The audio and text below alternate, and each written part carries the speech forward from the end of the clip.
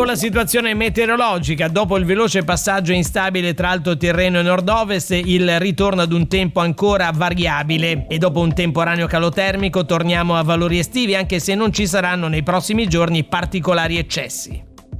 Nel corso del pomeriggio rapido miglioramento con cieli poco nuvolosi o al più velati, nuvolosità residua sul settore centrale costiero, in aumento la sera quando non si escludono veloci e locali rovesci. Venti deboli al più moderati dai quadranti meridionali, sud-sud-est a levante, est-sud-est sulle coste del centro-ponente, rotazione serale a libeccio sui settori occidentali.